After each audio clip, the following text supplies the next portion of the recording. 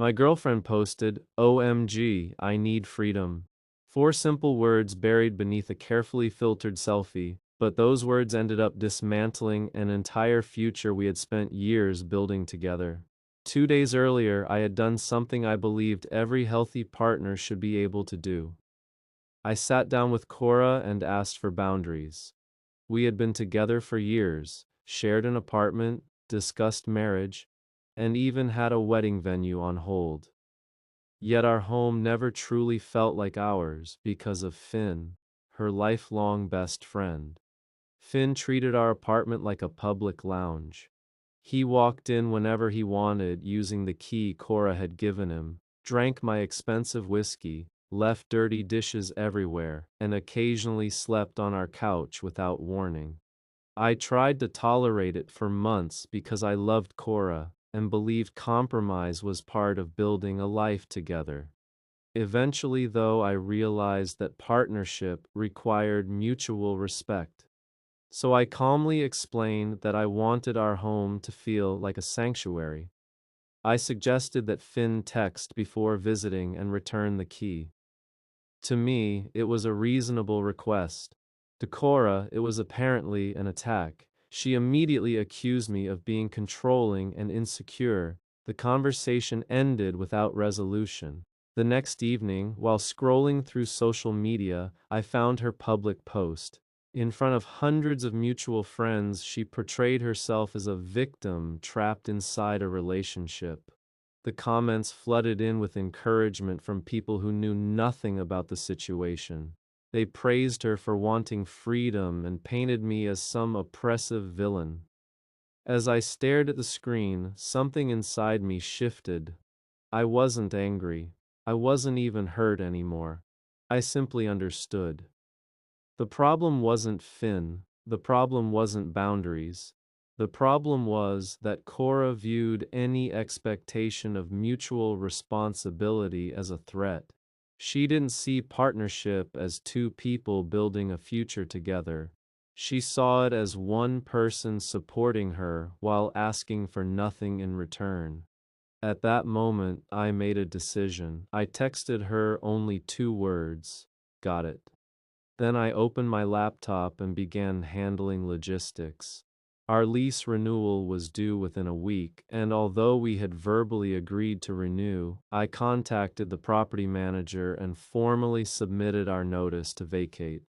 Next, I called the wedding venue and canceled the reservation, forfeiting the deposit without hesitation. Finally, I scheduled a pre-move-out inspection and began preparing for the next chapter of my life. The entire process took less than half an hour. I wasn't acting out of revenge or emotion. I was simply accepting reality. If Cora wanted freedom, I would respect her wishes completely.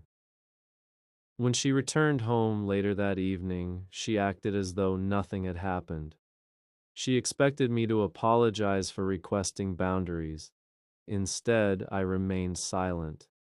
For 2 days, we barely spoke. Then the emails arrived. The property management company informed both of us that our lease would not be renewed. 30 seconds later, my phone exploded with calls and messages. Cora demanded to know what was happening. When I finally answered, she was screaming. She accused me of trying to ruin her life. I calmly explained that I had simply given her what she publicly said she wanted: freedom. The cage was open. She could leave whenever she liked. Instead of apologizing or reflecting on her actions, she demanded that I reverse everything immediately. When I refused, she hung up. The following evening, Finn arrived to talk sense into me. He explained that Cora was emotional and dramatic, and that I was supposed to be the stable one. Listening to him, I finally understood the role they expected me to play. I wasn't a partner. I was infrastructure. I was the reliable foundation supporting their chaos. That arrangement ended the moment I asked for a boundary. I walked to the door, held out my hand, and asked Finn for his key. After a long silence, he surrendered it and left. The final month in the apartment felt like watching a building collapse in slow motion. While I ordered boxes, packing supplies, and moving services, Cora behaved as if reality could simply be ignored. She refused to look for a new place to live, refused to pack, and refused to acknowledge that our relationship was over. Every day she alternated between icy silence and emotional accusations, insisting that I was destroying her future. Meanwhile, I packed methodically. Each labeled box represented another step toward a life without constant disrespect and endless excuses. Then things became uglier. In the center of our living room sat a detailed architectural model of a house we had designed together. I had spent hundreds of hours creating it. It represented the dream we once shared. One evening I returned home to discover that Cora and Finn had vandalized it. They hadn't destroyed it outright. Instead, they mocked it. They scribbled graffiti across the miniature walls, damaged the roof, and staged childish decorations throughout the model. To make matters worse, they proudly posted photos online, celebrating what they called their freedom. Looking at the ruined model, I felt a wave of pain, unlike anything I had experienced during the breakup. They weren't merely ending a relationship. They were ridiculing the future I had invested my heart in. Yet instead of confronting them, I documented everything. I photographed the damage, saved screenshots of the social media posts, and collected evidence. A few days later, during the pre-move-out inspection, the property manager discovered additional damage inside the apartment, including a large wine stain on the carpet and damage to a wall. The repair costs would come from the security deposit that I had personally paid when we first moved in. I accepted the assessment without argument. When moving day arrived, my belongings left exactly as scheduled. Cora sat silently among the remaining furniture, still expecting me to change my mind. I didn't. A week later, the landlord issued the final statement. After deductions for repairs, the remaining deposit was refunded to me. I paid the repair expenses immediately to ensure everything was settled properly. Then I took one final step. I filed a small claims case against Cora for her share of the damages. My claim wasn't emotional. I wasn't suing over heartbreak, betrayal, or humiliation. I was seeking reimbursement for documented expenses. In court, the evidence spoke for itself. I presented the lease, proof that I had paid the entire security deposit, the landlord's invoices, and the social media photos showing Cora and Finn celebrating beside the damaged property. The judge examined the documents carefully and asked only a few questions.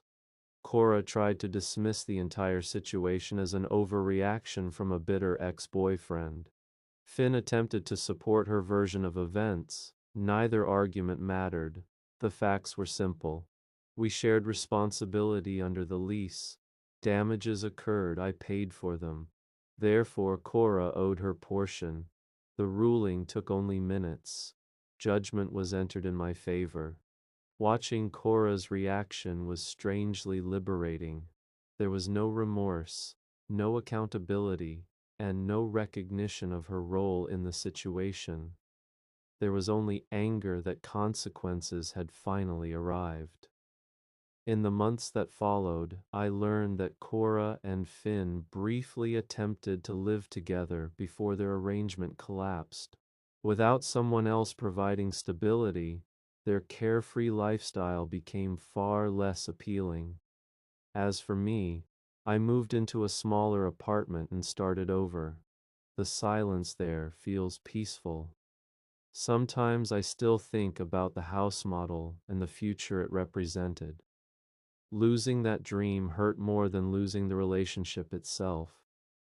I simply accepted what Cora publicly declared, acted accordingly, and allowed reality to handle the rest. She wanted freedom from responsibility. Eventually, she got exactly what she asked for.